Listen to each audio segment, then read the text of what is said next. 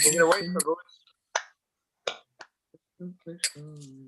Bhutale Srimate Bhakti Vedanta Swami iti namine Namaste Saraswati Devi Gauravan Pacharani Nirvasesa Sundavari Paskachad Sakarini Namaste Saraswati Devi Gauravani Pracharine Nirvishesha Shunyavadi Pashatya Deshatarine Shri Krishna Chaitanya Prabhu Nityananda Sri Advaita Gadadha Shiva Sadi Gaura Bhakta Vrinda Shri Krishna Chaitanya Prabhu Nityananda Sri Advaita Gadadhar Shivasadi Gaur Bhakta Vrinda Hare Krishna Krishna Krishna Hare Hare Hare Rama Rama Rama Hare Hare Hare Krishna Krishna Krishna Hare Rama Hare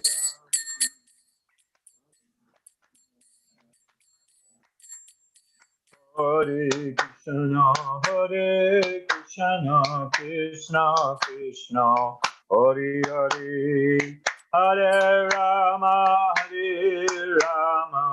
Rama Rama Hare Hare Hare Krishna Krishna Krishna Hare Hare Hare Rama Rama Rama Hare Hare Hare Krishna Krishna Krishna Hare Hare Hare Rama Rama Rama Hare Hare Hare Krishna Bo Krishna Hare Hare Hare Rama Hare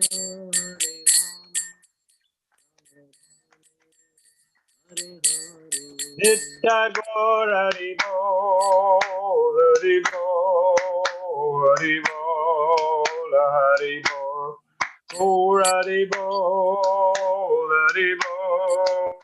Haribo Haribo Haribo Go Premanandi Jayam Paramahansa Acharya Shish Miss Divine Grace Abhaya Chidan Bhakti Vedanta Swami Maharaj Srila Prabhupada Ki ISKCON BBT Found Vichar Jagaguru Srila Prabhupada Ki Ananda Guru Vaishnavrinda Ki Nam Chai Shrahidas Thakur Ki Prem Shkuho Shri Krishna Chaitanya Prabhu Nityananda Shri Dvaita Gadara Shiva Sari Go Bhakta Brinda Shri Shri Radha Krishna Go Gopinath Sham Kunda Radha Kunda Giri Govardhan Ki Vrindavan Dham Ki Durdam Gokidam Ki Navaridam Ki Jagannapuridam Ki Jamuna Mai Ki Ganga Mai Tulsi Maharani Ki Bhakti Dev Samveda Bhakti Vindi Srila Prabhupada Ki Sisi Ki Shi Gauratai Go Premanandi Oh assembled devotees Hare Krishna Oh assembled devotees Hare Krishna assembled devotees Hare All Krishna glory to Lord Sita Sri Guru and Gauranga. Hare Krishna. Hare Krishna Maharaj. So I think we're ready to start, right? Yes, Maharaj. Kindly begin. Well, At Vanamali Prabhu's request, here's a little intro of myself. I am an eternally conditioned, almost eternally, Nitya Bhada. It's been so long it seems eternal. Conditioned soul, being kicked like a football in the material world, until somehow or other I met the devotees and I met Srila Prabhupada. So I met Prabhupada in 1969. I moved into the temple in 1970 in Laguna Beach, California. I became his initiated disciple in 1971. I have served as a temple president in a number of places, and thus some gray hairs. And I have been a member of ISKCON's GBC governing body, our international governing body, since 1987. I've served as the chair of the international GBC. I've served several times as the chair of the North American GBC, Governing Body Commission. I serve on a number of committees on the international GBC. And I took sannyas in 2014. And I am an initiating guru in ISKCON. So that's a little bit about me. And I last visited Boston in, probably 1980. So 40 years ago. It's been a long time. Can we make 41st year as your personal visit to Boston? Yeah, we'll see, Prabhu. By Krishna's grace, we'll see. I wouldn't hold your breath on that one, but thank you for the offer. We wanted to speak about Bhagavad-Gita. And Prabhupada says the conclusion of Bhagavad-Gita as far as per practical instruction of Krishna to Arjuna is Sarvadharma Parityaja Mamikam Saranam Braja Ham Tam Sarva Papebhyo Mokshashami Masucha. Prabhupada describes this Masucha, that don't fear, don't hesitate, just surrender to Krishna. Now, the thing is that what is the use of studying Bhagavad-Gita? You know, it's spoken thousands of years ago on a battlefield. They were low tech, shooting bows and arrows. And what's that got to do with me? Of course, that's a misconception. All technology was there by mantra and so many different things. But still, what's the Bhagavad Gita got to do with me? So I thought I would, because Krishna says, do not fear, don't hesitate, don't worry. And Prabhupada says, of the 4 animal propensities, I mean, let's get down to the bottom line. Let's get down to the core human experience. And what we all share in common, amongst other things, is our activities. Anyone know 4 activities? Eating, sleeping, mating, and defending. Dogs do this, cats do that, demigods do that. Everyone, generally speaking, especially in the age of Kali, this is their focus. One of the first things I heard Prabhupada say, which just completely rocked my boat, is Prabhupada said, actually, all we have now is a society of polished dogs and cats. Just shocked me, polished dogs and cats. Because, whether you're sleeping in an apartment building with a view of the Central Park in New York City, or whether you're sleeping on a park bench as a bum, or whether you're sleeping as a dog in the alley, sleeping is the same. Often the dog sleeps better than the guy on the dogs have no guilty conscience. So, and eating, okay, you know, one's with claws and nails, and the other you have a nice gold knife and fork, and you at a fancy restaurant, but it's still a pile of bones and feathers. So what's the difference between you and a tiger, really, when you get down to the... So, and Prabhupada says, of these four animal propensities, the common denominator of human experience is eating, sleeping, mating, and defending. These things, eating, sleeping, mating, and defending. And Prabhupada says, actually, of the four, defending is the greatest cause of distress. Because Prabhupada expands the meaning of defending.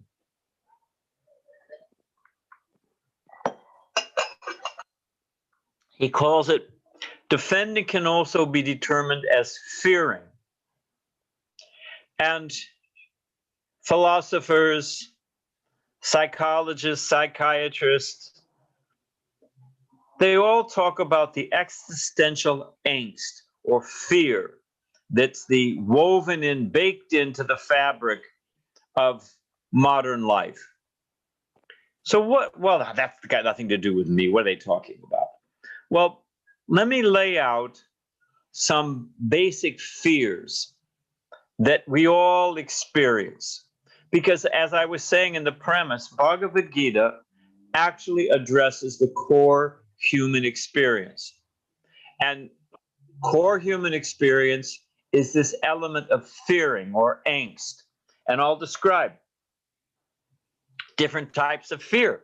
Of course, one type of fear is fear of death. Everybody's afraid of death. Everyone's, you know, they can say they're not, but you grab them by the throat with a knife and all of a sudden they're calling for their mother. So nobody wants to die. They say, oh, well, I don't mind, and you know, but everyone's afraid of death, or certainly would like to avoid it. And yet there it is, nothing certain but death. We have a fear of growing old.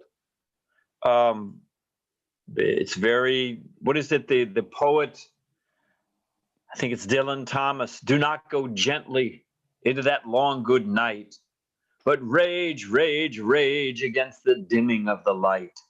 He's talking about the slow ebb of life as one gets older and enfeebled and dependent on others. And as Giriraj Maharaj says, it's old age is like a toothpaste tube. You're squeezing all the toothpaste out.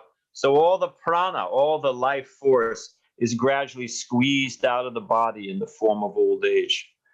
So we're afraid of death. We're afraid of old age. Certainly it's a angst. It's an anxiety rattling around and always present in the back of the mind.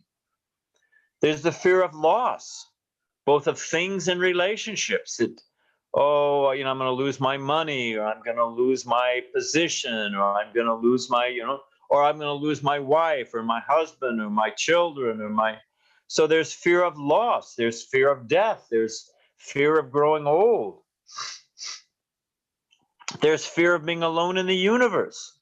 That what is the meaning of it all? Am I just chemicals? Am I just, you know, just my DNA, you know, trying to social biology, trying to reproduce itself? Is that all that there is? As Krishna says in Bhagavad-Gita, all we are is are we just a bag of chemicals? Is that all we are? There's fear of being alone. My father used to talk to himself. And I remember I asked him one time, I said, who are you talking to, Dad? He said, I'm talking to myself. I said, why? He said, I'm the only one who understands me. So, I mean, he was joking, of course, but fear of being alone. Who actually understands us? Who actually really knows us? And knowing us still loves us? So that's another fear. And if we have, oh, my soulmate, well, then there's the fear of loss of that soulmate. So there's fear of being, as I was saying, that the universe has no purpose beyond survival. So these are, I think if we're honest with ourselves, in those dark nights of the soul, we all experience and share these fears. These are real fears. These are real causes of they're the, as the Italians say, the rock in the shoe. You know, if you try to walk and there's a little rock in your shoe, it's always there and it's always bothering you, distracting you. So hopefully I've got your attention now, that it does Bhagavad-Gita actually address these things? Does it actually, and how? And you know, because if we all experience these things, this is the difference between animals and human beings. An animal just accepts. You know, you never see an animal, you know, they don't have a hospital, they don't have a welfare society, they don't have a, you know, whatever it is. They don't, you know, a bird builds the same nest every year. They don't say, hey, wait a minute, I'm putting on a sun deck this year. They just accept and they just live like that. But a human being is meant to think of the future. Now, Sariputta Prabhu tells a joke. And here's the Sariputta was the founding member, one of the founding members of the Bhaktivedanta Institute.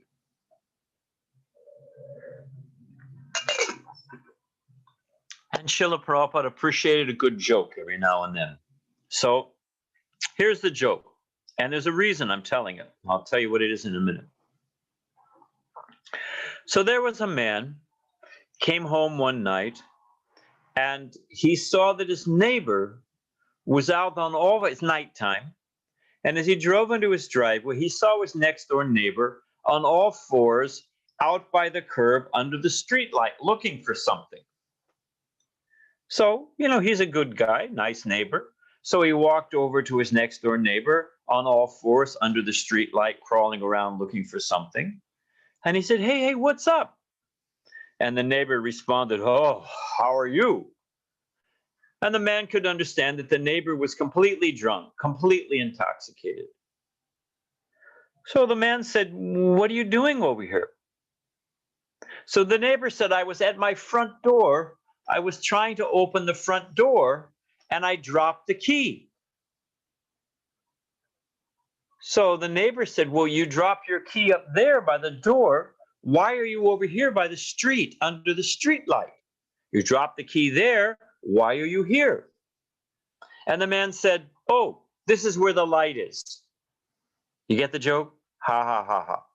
So the point is, and Prabhupada points this out in Bhagavad Gita, that we think, we are conditioned to think, well, there's no answer to these things. Everyone grows old. Everyone gets, you know, you take Botox, you exercise, you try to do some jogging or yoga, you'll live a little longer. But ultimately, everybody grows old, everybody dies. There's nothing we can do about it. So don't worry about it. So we spend our time, the real problem, like the key up by the front door, this is our real problem.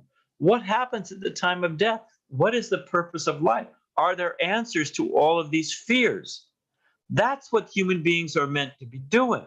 That's where we're meant to be looking. But we're conditioned to think that there's no answer to these things. Nobody knows, nothing can be done about it. So we spend our time trying to solve small problems, small potatoes. You know, get my IRA, you know, get my kids through college. Not that we shouldn't do these things. We're not talking about abandoning duty. But the point is, that's what animals do. Polished human beings are doing the same thing because we think there's no answer to these bigger existential questions.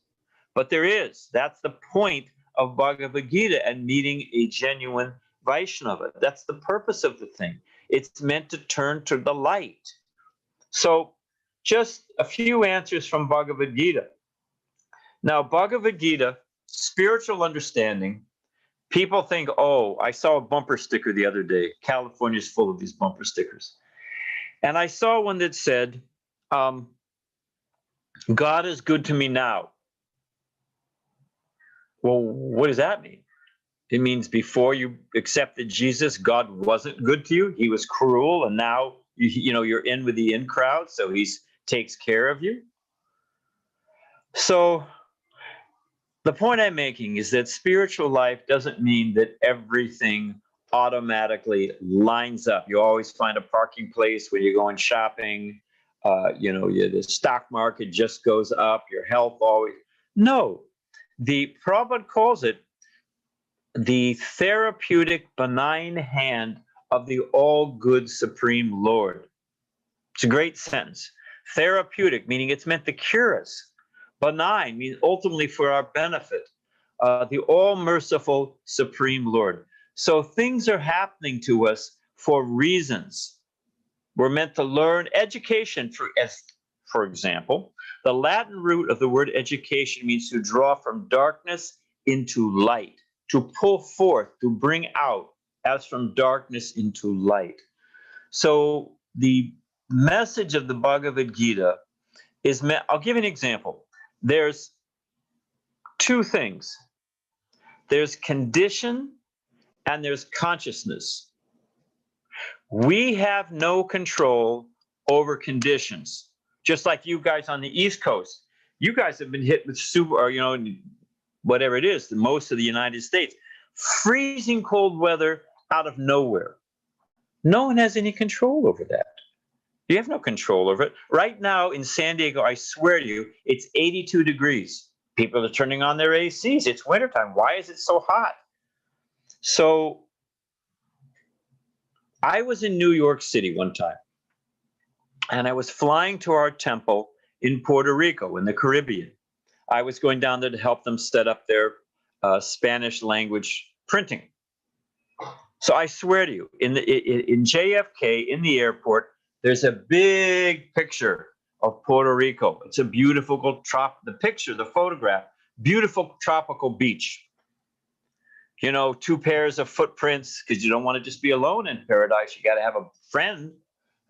So there it is. And you can picture the aquamarine water, the palm trees blowing, the white crystal sand. Beautiful. And the caption was, "Going nuts in this big city, all the noise and confusion and pressure. Go to Puerto Rico and enjoy." That was the promotion. And I swear to you, when I landed in San Juan in Puerto Rico, before I even got out of the airport, there was a big, almost, huge billboard. And it said, right in the airport, and it said, "Going nuts on this little island with nothing to do, bored stiff." The picture was a big picture of the New York skyline at night with all the flashing lights. And it said, "Go to New York where the action is." Now, here's the point. What does an intelligent person conclude from this? A perceptive person sees, wait a minute. Everyone in New York City thinks, hey, I'm getting out of this place. It's miserable. I'm going to Puerto Rico where everybody's happy.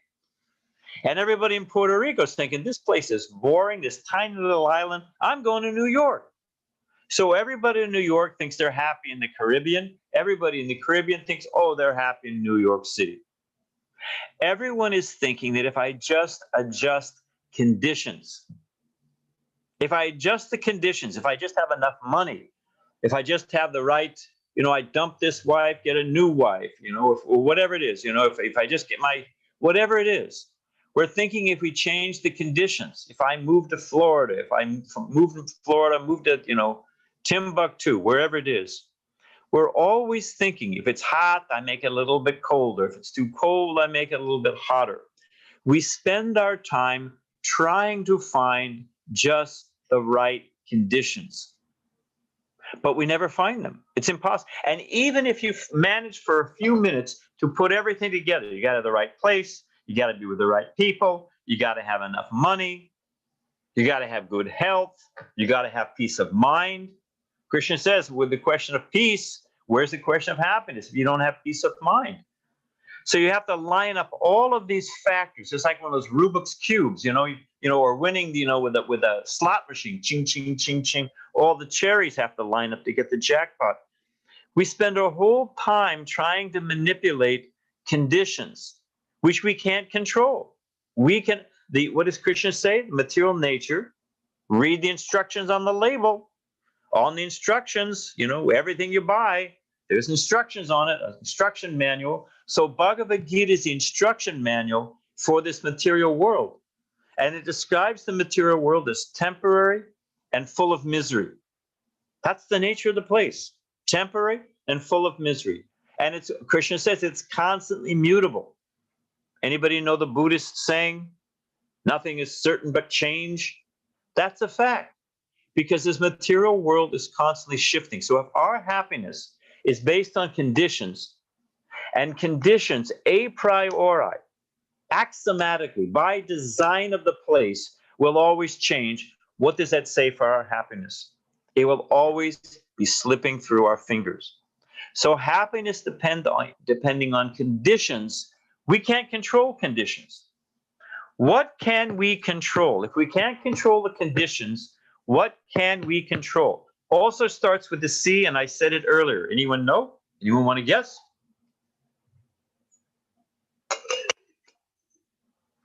We can control our consciousness.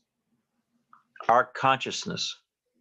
We can't control the conditions, but we can control how we respond to those conditions.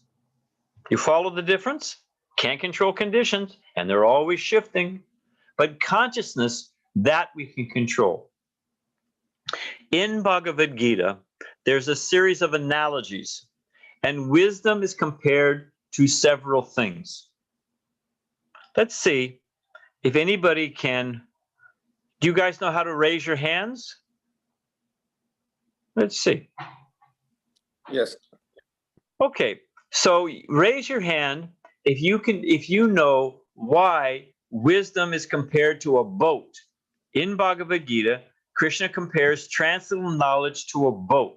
Anyone know why? You can raise your hand. You can unmute and raise your hand. Can you see Vanimali Prabhu who's raising their hand? Let's get some people. Nobody, everybody's too shy. What's with this? I guess I can't see the raised hands. Okay, well, you're too slow, Vanamali. I'm going to do it myself. You seen with their hands raised? Yes, Rajkoti Prabhu. Okay, unmute and please speak. Unmute and tell me why knowledge is like a boat.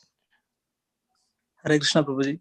I think it's like mind is, I think my understanding was mind is like wind. If our knowledge is like, knowledge is like bird, then if you don't control our mind, then the boat can easily carry out by the wind. Very good. That's very good. Anyone have another idea what do you use a boat for? I think for going from one place to another place. You cross over water. Can you swim across the Atlantic Ocean? I haven't seen you. You may be well fit. I don't think you can swim across the Atlantic Ocean. But a boat can very easily carry you. So we use a boat to cross over, or as Rajkoti Prabhu said, to control the mind. It's like a boat. Otherwise, it'll be blown away. Okay. Does anyone know why knowledge is like a lamp? So, Vanamali Prabhu, can you see who's got their hand raised? Gagandeep Mataji. Thank you. Can you unmute Gagandeep Mataji and you unmute and tell us? It is used to. Why is it like a lamp? Why is knowledge like a lamp? That's the question before us. You can guess. If you're wrong, we'll still be friends. Don't feel no big deal. She got knocked out, Maharaj. She joined again. Okay. Gagandeep Mataji, unmute yourself and speak. Why is knowledge like a boat? She has to unmute herself. Well, anyone else want to say why knowledge is like a lamp? Anyone it gives you light. It gives you light. It gives you light. Now, let's look at the opposite. When it's dark, you can't see where to go, right? Left, right. You may fall off a cliff. You may walk out in the street and get hit by a car. So you're uncertain which direction to go. Also, there's some noise in the dark. Someone may be coming to rob me, so there's fear. There's all kinds of things. But when you turn on a lamp, where light is there, then you can see clearly. Oh, go in this direction. Oh, I thought that was someone trying to, come and rob me. It's just a branch bumping against the door or something. So a lamp, knowledge is like a lamp. It shows us which direction. It removes fear. It gives us confidence. Oh, here's the path. Oh, we're just walking this way. So it gives us confidence. It also helps us cross over birth, death, ocean of trouble. Okay, here's the last one. I'll ask you this. Why is knowledge compared to shoes? Anyone want to guess? Anyone have their hand raised, Vanamali Prabhu? Why is knowledge like shoes? No, no one has raised yet. Oh, okay. Well, if you walk barefoot on a path, what happens? Anyone want to answer that? I think Any hands up? one will get hurt. One will get hurt It by the thorns. protects us from thorns. Well, now that was a young child. Who said was that? Who was that? Vishnu? Yes. Yes. And what was your answer? What did you say? Why, when you're walking barefoot on a path with sticks and rocks, how does that feel? You can answer. Honey. It hurts, isn't it? Yeah, you can't walk very far on a path with rocks and sticks, and your toes get cut. It's painful. So what's the solution? Stop walking, sit down, and quit? Hey, Vishnu, how are you? Nice to see you. What's the answer? If you want to walk on a path, what do you do? Vishnu, what do you do when you go out to school? What do you put on your feet? Shoes. Hey, way to go. You put on shoes, you can walk very easily, isn't it? No problem. So knowledge helps us traverse the path of life. There'll be rocks. There'll be sticks. I mean, you're a young boy. What issues do you have? A nice mother and father. Everything's nice for you. But you'll find out later on, unfortunately, but it's educational, that there's difficulty in life. But knowledge, wisdom are the shoes. They help us cross over those difficulties. So we were describing what the fears were, and we're describing now how knowledge, the different aspects of wisdom in Bhagavad-Gita. So how does it answer some of those issues? So fear of death, which is the big one. We're afraid of death. Vishnu, you can mute again. See you later, Vishnu. Okay. That's the big elephant in the room. You know the joke? Anyone know the joke? Where does the 2-ton gorilla sit at the party? You ever hear this joke? If you have a party and a 2-ton gorilla sits, where does the gorilla, and the gorilla comes, where does the gorilla sit? The answer is anywhere he wants. You're not going to argue with a 2-ton gorilla. You can sit anywhere it wants. The 2-ton gorilla in life is death. So what does Krishna say to Arjuna? What is Krishna's first, when Arjuna finally surrenders and says, I want to put away friendly talks and I'm a soul surrendered unto you, what is the first thing Krishna says to Arjuna? Anyone know? Vanamali, you can see one with their hand up.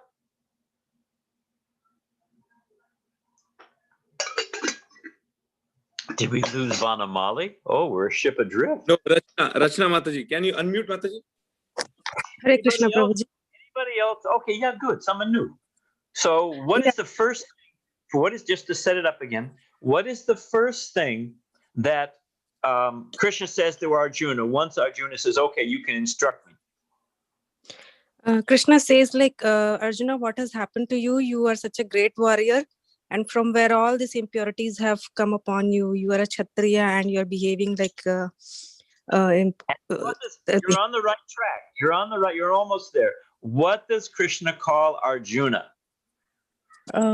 Imprudence, some word he uses that word. He calls him a fool. He says, you're a fool.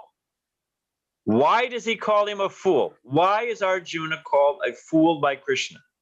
Because he's lamenting for that which is not worthy of lamentation. He says, you're lamenting for what's not worthy of lamentation. This body. And there's a whole discussion that this body is temporary. It's, what is the loss for this body? So once we realize, Socrates, and Prabhupada quotes it, Socrates, so they say, and Prabhupada quotes it so we can refer it, because he was considered a gadflyer. He was agitating the youth not to just row your boat gently down the stream. Merrily, merrily, merrily, life is but a dream. Socrates was saying, know thyself. He was saying, where are you going? Where are you rowing to? So he was considered a disturbance in society. Ultimately, he was sentenced to die. They had him in prison. They gave him hemlock, which is very strong poison. And as he was they said, now, Socrates, we're through with you. We're going to make you drink poison. And Socrates' response, Prabhupada quotes, was, first you have to catch me. He's in jail. He's in chains. He's just about to be given poison. And he's saying, first you have to catch me? What is that? What was he talking about? Anyone want to say what Socrates meant? Who were they not able to capture? Anyone want to guess? Vanamali? Any hands up? So, Yeah, who said that? Prabhu? Yeah, you can't catch the soul. So as soon as we understand we're not this body, and the other side of the coin is I'm spirit soul, I'm eternal part and parcel of Krishna. This is not my real home. You know what? This place, let me go to my eternal home, back to Godhead, to be with Krishna. And this body, it's going to grow old. It's going to drop dead. It's inevitable. Doesn't mean we shouldn't take care of it. Doesn't mean all that stuff. But one becomes free from fear. One realizes, well, wait a minute. I'm not this body. I was with Jayadvaita. Well, I'll tell it this way, because here's how it happened. I'm at the LA Ratha Yatra, which is a wonderful festival. Tens of thousands of people. It's just an amazing event. And Jayadvaita Swami was in the question and answer booth. And I love to hear Jayadvaita Swami answer questions. He's such a nice sannyasi, powerful preacher. So there was a big crowd. And I was trying to look through the crowd to see Jayadvaita Swami in the question and answer booth. And to tell you the truth, I was stuck behind these two very large men. Let us say, as they say in California, they were land whales. They were each 2 tons of fun. They were big guys, right? Way overweight. And I'm trying to look around them and over them and, like this and that. And I heard Jayadvaita Swami say, just as I was walking up, the essential principle, the cornerstone, the foundation, the key that opens the door to spiritual life is the understanding that we are not this body. And when he said, we are not this body, these two very large men looked at each other, and one of them said, well, that sure is a relief. They were relieved to know that, wait a minute, I'm not this body. So, they had their own concept. But to become free from fear, that first essential fear, a fear of old age, fear of death, we're not the body. It is a huge relief. So it's not the conditions, it's not getting Botox or a lifetime supply of spa visits or whatever it may be. It's not adjusting the conditions, but it's the consciousness found in Bhagavad-Gita that relieves the primordial fear of death, fear of old age. So that's one off the list. Fear of being alone in the universe, that life has no meaning. Prabhupada was at the zoo. We'll end in just a minute because I want to take some questions. But Prabhupada was in the zoo in Calcutta. And there was a big Bengal tiger. I don't know if you've ever been to the zoo or been to Secunderabad in the national park in India.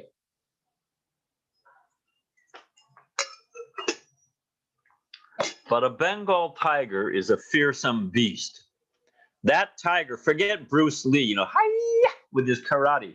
You put Bruce Lee and a Bengal tiger in a cage, and Bruce Lee, the great karate king, is simply a tasty snack item. He's gone in about 2 seconds. One swat of that tiger's and Bruce Lee's head's knocked off.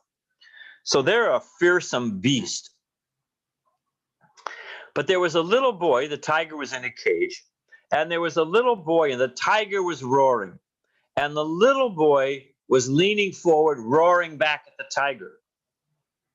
And Prabhupada saw the scene and said, why is this little boy fearless? Anyone know why the little boy was fearless? Tiger's in a cage, okay. But why else was the little boy fearless? Anyone want to guess? The little boy, well, let's see if somebody can guess. Anyone want to take a guess at it? Don't worry if you get the wrong answer, no problem. Anyone have their hand up, Vanamali? No, unmute, please. He is looking at the lion as a toy. Okay, that's a good guess. That may well be true. But anyone know why else? It's a tough one, don't worry. But if anybody thinks they have the answer, let me know. Anyone have their hand up, Vanamali? No. Anyone wants to give a try? Oh, that's all right. I don't want to put them on the spot. We have two hands. Who? I can try to guess. I think he is He's not alone. his father, exactly, his parent or his master is around. There we go. He's a little boy, but he's got a hold of his father's hand. He's thinking, my father's here. My father will protect me. Of course, if that tiger got out, it's a miscalculation. But the point is, because he is holding of his father's hand, he's feeling very confident. Prabhupada, as a sannyasi, Prabhupada came to New York City, old man, no connections, heart attacks on the boat, $40. The rupees didn't count. You couldn't even convert the rupees. But he sold the Bhagavatam set to the captain on the Jaladuta. But Prabhupada said it was a few hours spending money in New York City. So there's a nice, it's a reporter interviewing Prabhupada, newspaper reporter. And it's a lady, nice lady. And she's, slowly she's getting the picture. Oh, you left your home, you left your country, you came, all across the ocean, you had a heart attack, you're New York City, the cruelest of cities. And she says, and you were all alone? Prabhupada cuts her off. Prabhupada says, no, I was never alone. I always had my spiritual master and Chaitanya Mahaprabhu. So a devotee, we're not alone. We know that there's Krishna. He's Suhridam Sarvabhutanam. He's the best of all friends. Every other, even you have the best friend, soulmate, so-called, at the time of death, you have to part. I now pronounce you man and wife, husband and wife, till death do you part. Okay, but death you have to part. But Krishna has been with us as the witness, as our friend, and Suhridam, that means best of friends, totally looking for our best interest. There's different types of friends. There's acquaintances, there's those who want something from us. There's all different types of friends. But this Suhridam means someone who actually is just our well-wisher. So we're not alone. We have Krishna, our best of friend in every situation. So that also gets rid of the fear of being alone in this world. So I was with Prabhupada one time in Prabhupada's room. Well, how to say it? Maybe I'll just say this one. Prabhupada said another time, Prabhupada said, you think you're sitting on the floor? Prabhupada said, I am sitting in the hand of Krishna. Prabhupada saw that advertisement, I think it's for Allstate Insurance or whatever it is, and it's it's got some cupped hands, and in the hands there's the house and the nuclear family and the car and the faithful dog Fido, and the caption is, you're in good hands with Allstate. Prabhupada saw that and he said, Yokeshmam Vahamyaham. That Krishna preserves what we have, he brings to us what we lack. So the devotees know, and if there's some difficulty, Krishna is teaching me a lesson. This is for my betterment, for improving, honing my spiritual understanding. So devotees never alone, devotees free from fear of death. So this is the greatest Bhagavad-Gita, all those different fears that I described earlier. Bhagavad-Gita actually, with the knowledge, it helps us cross over the ocean of anxiety. It gives us the shoes to walk on the path. It lights, this is the way to go. What I was afraid of is nothing but a shadow alone. So this is the relevance of understanding Bhagavad-Gita. It actually is the solution. Not consciousness, not conditions, but how to purify our consciousness to become free from fear in this world. And I'll leave you with one picture, and then we can Because the premise, the question was at the beginning of the thing, what is the use of Bhagavad-Gita? So think for a moment of the picture. We all know the picture of Arjuna, and he's looking out at the battlefield, beginning of Bhagavad-Gita, and he's completely despondent. Brave, courageous Arjuna is so distraught that he's dropped his arrows. He's sitting down on the chariot, and he says to Krishna, I shall not fight. Because he's looking, I fight, I lose. I don't fight, I lose. I stand still, I move forward. Action, inaction, inaction, inaction. Anything I do, I lose. And that is actually Arjuna is playing the part of everyone. He is us. He's the archetype in that moment, archetype conditioned soul.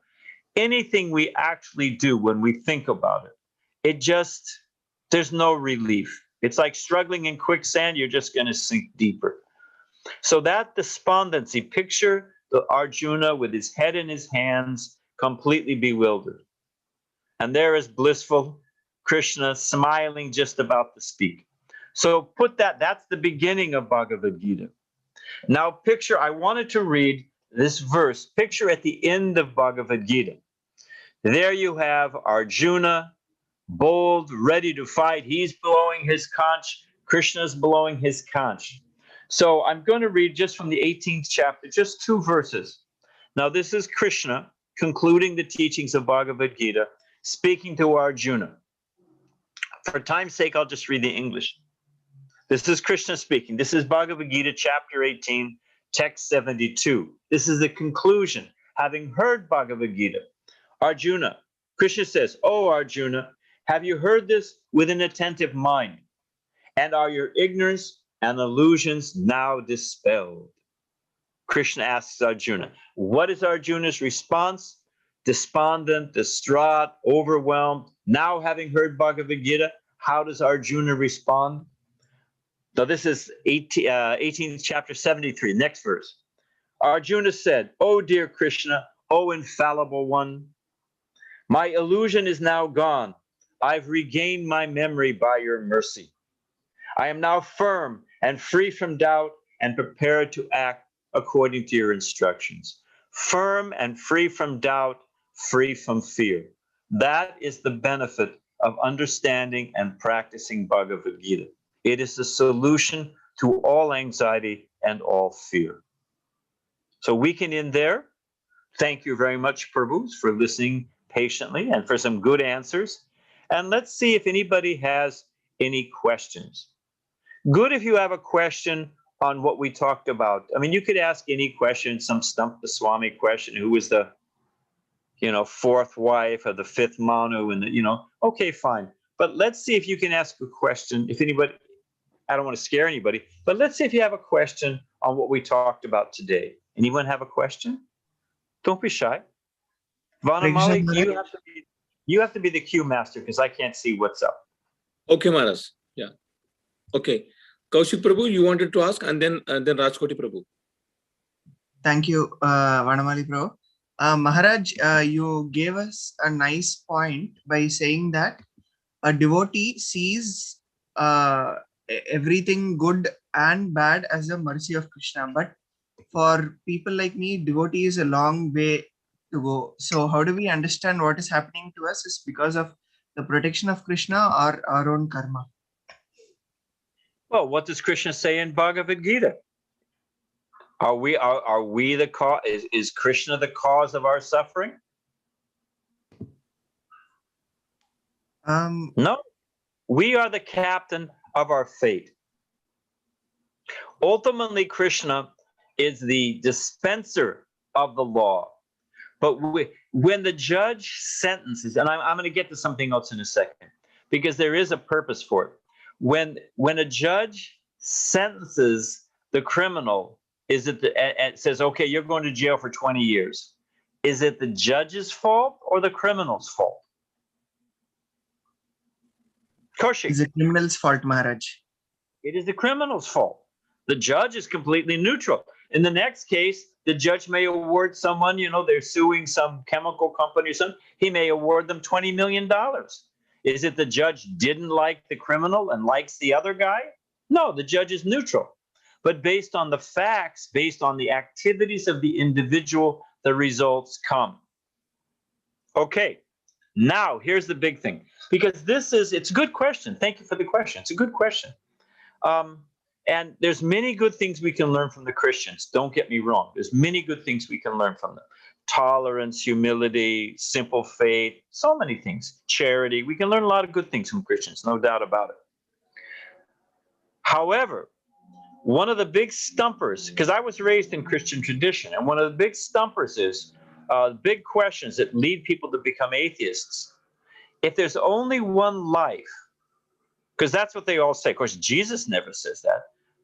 So many prophets in the Bible allude to reincarnation. Daniel, at so many different places in the Bible, it's referred to. But that aside, John the Baptist, there's so many places that it refers to reincarnation. But that's another thing.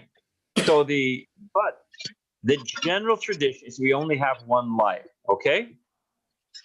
Now, if you only have one life, how do you explain someone is born blind and someone with sight?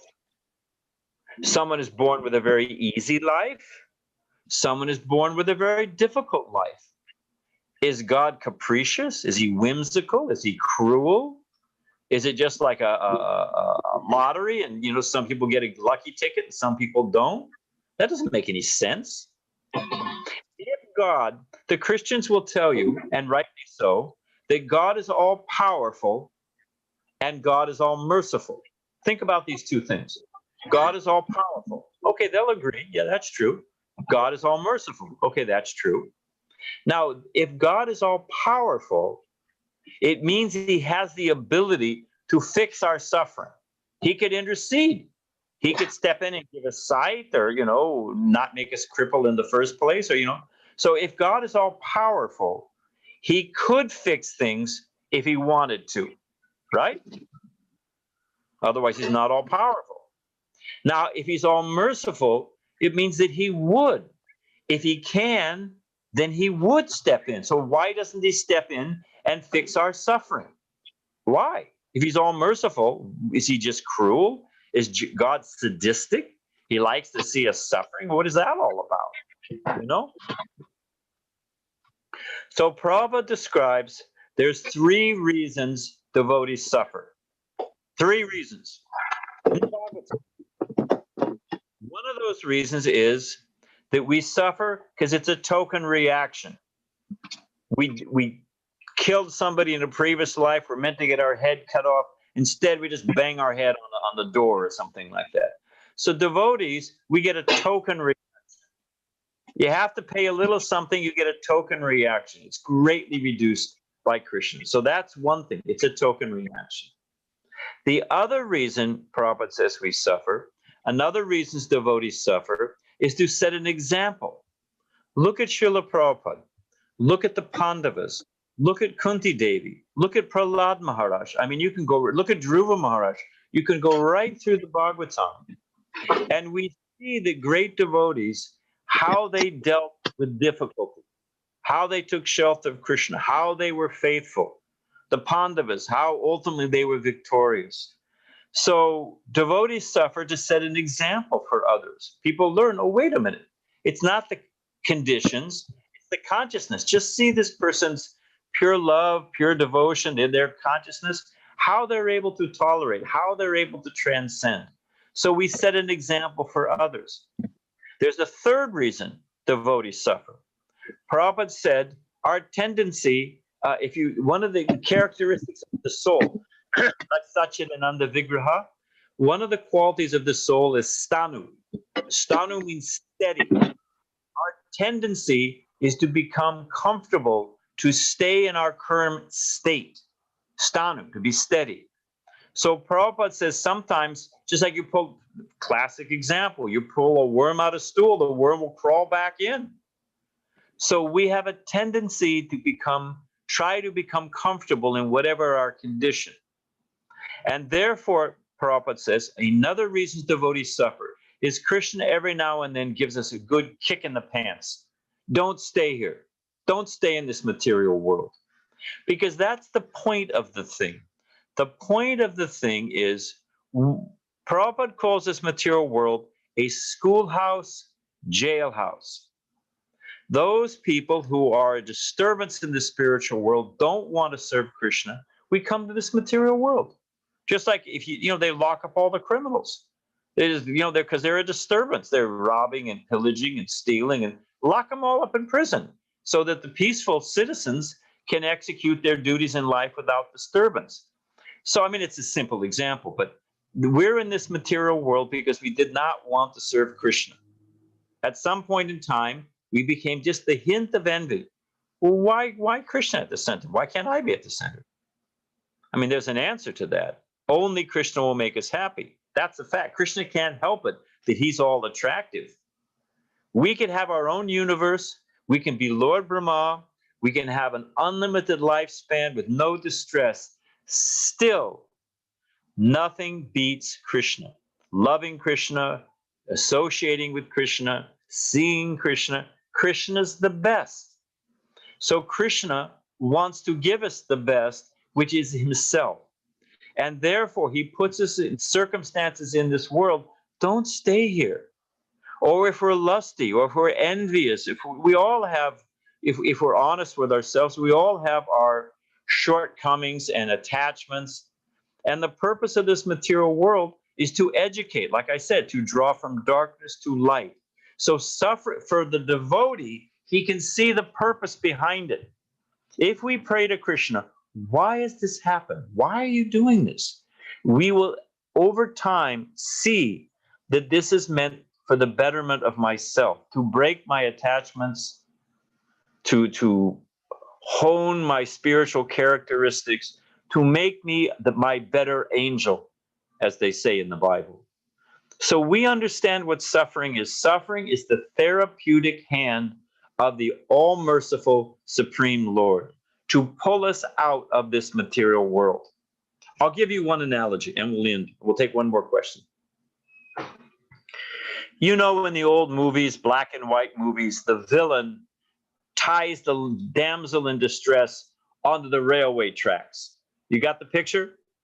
Person is tied there on the railway track and the train is coming. So I come along, I'm a good Samaritan. I see this poor person tied on the railway tracks. And I think, let me help them. Let me help this person. So I think, must be very, you're sitting there on that railway track. Let me get you a nice pillow. I put a pillow under their head. Are they happy with that? What do you think? They're saying, you idiot, the train is coming. Can't you hear the whistle?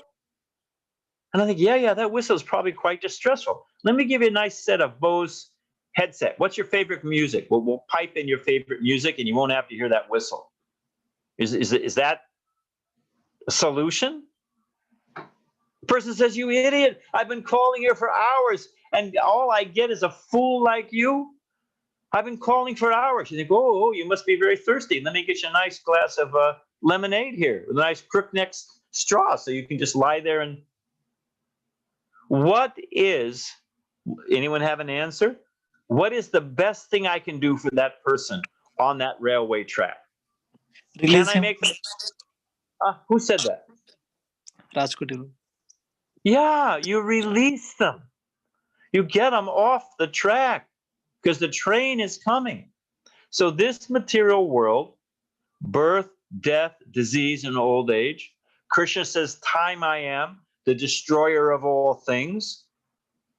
So that's this material world. The great wrecking ball of time is coming. And Krishna's mercy is he gets us out of this place. He doesn't make us comfortable in this material world. He gives us a good kick in the pants. Get out of here. And he puts us in the life experiences which help us see our attachments, see the futility of material life. He's educating us. And when we've actually learned all of our lessons, become free from our attachment, develop genuine love for Krishna, we go back home, back to Godhead. It's all over. It's finished. It's the only cure. When Jesus says, I am the only way, it doesn't mean that you just have to, follow the Bible and be a Christian. Of course, that's a good thing if you can do it. But it actually means the only way is pure devotional service, bhakti. It's the only way you're going to get out of this material world. So does that answer your question about suffering? You have to see through the eyes of knowledge. There's no other way. I saw a t-shirt the other day. I was saying about all these bumper stickers, and the slogan was, "There's no fixing stupid." Now, I'm sorry, but Kali Yuga, people are described as lazy, unlucky, misguided, above all, always disturbed. So we are thick-headed in the age of Kali. Frankly, we're clueless. And what can I say? We have to hear from the Vedic literature, hear from the great acharyas, hear from the Vaishnavas, and with eyes of knowledge, we can see, oh, that's what happened. This is a lesson from Krishna. Kunti Devi says, may these sufferings come again and again, because by these sufferings I always remember and take shelter of your lotus feet, in the prayers of Queen Kunti. So we have to see through the eyes of knowledge, there is no other cure. And when we look through the eyes of knowledge, we can understand, actually, this is the benign hand of Krishna. It's a bitter lesson, but sometimes the doctor has to lance the boil. You know, he has to give the shot. Sadhu means to cut. Sometimes Krishna has to step in and do some heavy surgery, but it cures us. Okay, so that's suffering in this world, and there's no other way to see it. I'm sorry, there's no other answer. Otherwise, we're just like a dull animal. Okay, so one more question. Anyone have another question, and then we'll end. Vanamali Prabhu. Yes, ma'am. Yes, Maharaj. Rajkoti Prabhu. Hare Krishna Maharaj. Thank you very much for the nice answers and nice class, Maharaj. Thanks for the nice question. Maharaj, you mentioned about the surrendering to Krishna. That Krishna said that Masauchaha and just surrender to me, I will take care of everything. But in this material world, it is very difficult to. It's kind of impossible, and also persons like me who are having shortcomings and all. So how we can balance, and at the same time, how we can surrender to Krishna, Maharaj, in this? Can I speak bluntly? Hello. Can you please? Can I speak bluntly? Yes, Maharaj. This is a beggar's excuse. It is the excuse we all use. And I'm accusing myself. You know, if you point your finger towards someone, 3 fingers are pointing back at you. So I'm speaking to myself. What do you mean you can't surrender? What is so hard? Whatever you eat, whatever you offer in sacrifice, whatever you do is an act for Krishna. It's not so difficult. We've got time to stay up late at night watching Bollywood movies or what's on cable. Why can't we just go to bed on time, get up on time, chant 16 rounds? It's not difficult to chant 16 rounds minimum, nice rounds. It's not difficult to take prasadam. You want to eat some bones and feathers or some microwave, and wolf it like a dog? Don't take a minute to thank Krishna. Well, what's the difficulty? It's not difficult being a devotee. It's so easy being a devotee. By Chaitanya Mahaprabhu's mercy, you work, go to your job, make your money, take care of your family, but make your house a temple. Help your family become devotees. Set a good example. Children will not listen to what you say. They will watch what you do. And if we set a nice example and we work hard to serve, what's the difficulty? It is not such a the mind makes it such a big deal. Read Chaitanya Charitamrita, it's fun. You want to go traveling? Fine. Go to Europe. Go on a family. I am a firm believer in family. I'm a householder now. I'm 68 years old, but I'm a firm believer in family vacations. I took my family to New York City, when I was a householder. We saw the Eiffel, we saw the, Statue of Liberty, we saw whatever it was. But we also went to the New York Temple. We went to the New York Ratha Yatra. We had fun. We offered some service to the sadhus. We took darshan of the deities. It was fun. Take your family to Europe, if you have the means. What's the problem? visit, you can go see little tourist places. It's, it's all right. It's not a big illusion, but go and see the deities, do a little service, see the devotees, time it when they're having Ratha Yatra, jump in and catch a few days of the Indradumna Maharaj's Poland festival. Go to Mayapur, go to Vrindavan. You want to take a break? Instead of going on Club Med and catching COVID or who knows what other horrible disease, go to Mayapur and go to Vrindavan, go on Parikram. There's so many nice sadhus. Take 7 days off and go on Parikram in Vrindavan, have an adventure with your family. So my point is, this is just all bogus. It's just a trick of the mind. Just be a devotee, chant Hare Krishna, do some service. I tell you right now, a secret to happiness. The more we try to please ourselves, the more unhappy and the smaller our heart gets. I want, gimme, I gotta have. All it does is make the heart small and miserly, bitter, and you're never happy. But if we use our energy, you do your duty, whatever it may be. You're a school teacher, you're, whatever it is. You're a janitor at the school. It doesn't matter what you do. You do your duty, you get your livelihood, and you maintain your family to the best of your ability, and you serve the Vaishnavas. You go to the temple. You bring a little something. You cook for the deities. If you're not initiated, you bring some nice fruits and flowers. You scrub up the temple. Help with the Sunday feast once we're past COVID. Whatever it may be. You open up your house once a month. You have a program at your house. What's the problem? You invite your friends. You get a nice sadhu to come, or you speak yourself. Whatever your realization. You have a little kirtan. You make out some knockout prasadam. People are happy. You have a party. I'm telling you, it is not that, oh, I'm so fallen. So don't stay fallen. I mean, that's the biggest I'm so fallen. And I'm not picking on you. I'm saying for all of us, I'm fallen. Then don't stay fallen. And all Chaitanya Mahaprabhu asks, you follow the regular principles and you serve the Vaishnavas. And you will find, as we all have, that is sweet, sweet, can't be beat. Don't deprive yourself of relief and happiness. Be a devotee. Be peaceful. Okay. Thank you, Maharaj. Thank you. Yeah, I'm not picking on you at all. I'm speaking to myself. But the mind is just, Krishna says in Bhagavad-Gita, the mind is the best of friends and the worst of enemies.